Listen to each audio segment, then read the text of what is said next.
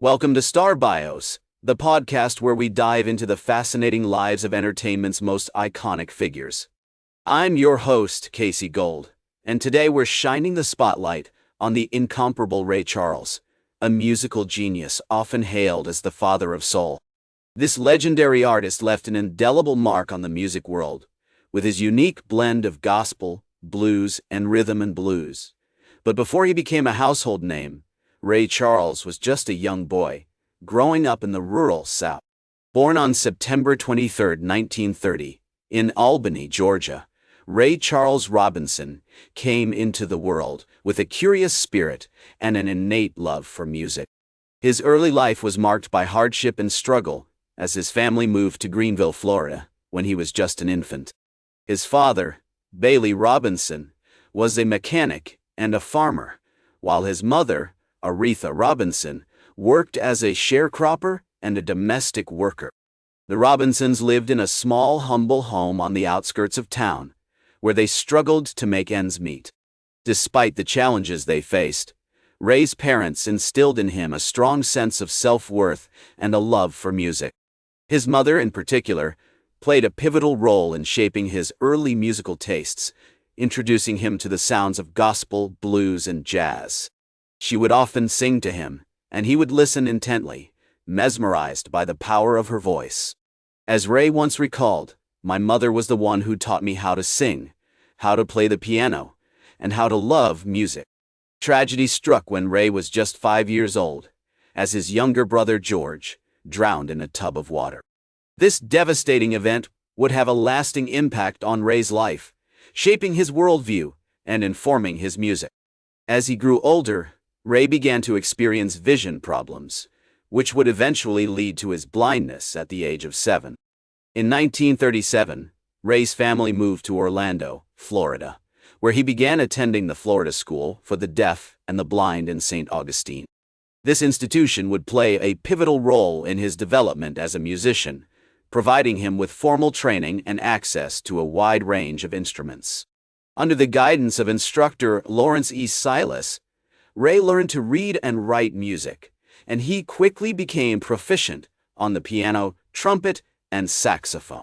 The school's strict regimen and emphasis on discipline also helped shape Ray's work ethic and dedication to his craft. He spent hours practicing, often sneaking into the school's auditorium at night to play the piano and sing. His talent soon earned him a spot in the school's band, where he played alongside other students who would go on to become notable musicians. As Ray entered his teenage years, he began to perform locally, singing and playing piano at parties and gatherings. It was during this time that he met Quincy Jones, a fellow musician who would become a lifelong friend and collaborator. The two shared a passion for music and a drive to succeed, often spending hours discussing their dreams and aspirations. The historical context of Ray's early years is also noteworthy. Growing up in the rural South during the 1930s and 1940s meant navigating a world of racial segregation and limited opportunities. Despite these challenges, Ray's family and community instilled in him a sense of pride and self-worth, which would serve as a foundation for his future success. As we explore the early life of Ray Charles, it becomes clear that his experiences, both joyful and tragic, played a profound role in shaping his music and his worldview. From his humble beginnings in Albany, Georgia, to his formative years at the Florida School for the Deaf and the Blind, Ray's story is one of perseverance, dedication, and passion. As Ray entered his late teenage years, he began to pursue a career in music, performing locally in Orlando, and eventually landing a gig at the Ritz Theater in La Villa. It was during this time that he met Sam Cooke, a fellow musician who would become a close friend and mentor. The two shared a passion for music and a drive to succeed, often spending hours discussing their dreams and aspirations. In 1947, Ray moved to Jacksonville, Florida, where he began performing with a local band called the Florida Playboys. This experience helped him hone his skills as a musician and develop his unique sound, which blended elements of gospel, blues, and jazz. As he gained confidence and experience, Ray started to make a name for himself in the music scene, eventually landing a record deal with Atlantic Records in 1952. Ray's first single, Baby, Let Me Hold Your Hand, was released in 1951 and became a moderate success. However, it was his second single, What Did I Say, that truly launched his career, reaching #1 on the Billboard R&B chart in 1959. This song, with its innovative use of call and response and gospel-inspired rhythms, would become one of Ray's signature tunes and cement his status as a rising star in the music world. As Ray's popularity grew, so did his reputation as a talented and charismatic performer. He began touring extensively, performing at legendary venues like the Apollo Theater in Harlem and the Paramount Theater in Los Angeles. His live shows were always electrifying, with Ray's soulful voice, masterful piano playing, and infectious energy winning over audiences everywhere. One of the most significant moments in Ray's career came in 1955, when he recorded his iconic song, I Got a Woman. This tune, which blended gospel, blues, and rhythm and blues, would become one of Ray's most beloved and enduring songs, and its success helped establish him as a major force in the music industry. Throughout the late 1950s and early 1960s, Ray continued to release hit after hit, including Hallelujah, I Love Her So, Drown in My Own Tears, and What Did I Say?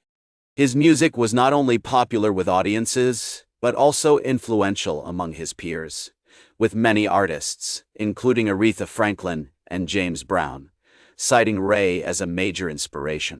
As we explore the remarkable achievements of Ray Charles, it becomes clear that his unique sound, charismatic stage presence, and tireless work ethic were key factors in his rise to stardom. From his early days performing in local bands to his later success as a solo artist, Ray's passion for music and his dedication to his craft have left an indelible mark on the world. As Ray entered the 1960s, he continued to release hit after hit, including Georgia on My Mind, Hit the Road Jack, and Unchain My Heart. His music was not only popular with audiences, but also critically acclaimed, with many of his songs being inducted into the Grammy Hall of Fame. Despite his success, Ray struggled with addiction, particularly heroin, which he had been using since the 1950s. This struggle would be a recurring theme throughout his life, with periods of sobriety followed by relapses. One of the most significant moments in Ray's career came in 1964, when he performed at the Newport Jazz Festival. His set, which included a soulful rendition of I Got a Woman, was met with thunderous applause and helped cement his status as one of the greatest performers of all time. This performance also marked a turning point in Ray's career, as he began to experiment with new sounds and styles, incorporating elements of country, rock, and pop into his music. In the 1970s and 1980s, Ray continued to tour and record, releasing albums such as A Message from the People and Genius Loves Company. He also collaborated with other artists, including Aretha Franklin, James Brown, and Billy Joel. One of the most iconic performances of his career came in 1985, when he performed at the Live Aid concert in London, singing a duet of We Are the World with a star-studded cast of musicians. Throughout his life, Ray was recognized for his contributions to music, including numerous Grammy Awards, induction into the Rock and Roll Hall of Fame, and a National Medal of Arts. Despite his passing in 2004, Ray's legacy continues to inspire new generations of musicians and fans. His music remains timeless, with songs like What Did I Say and Georgia on My Mind continuing to be played on radios and in clubs around the world.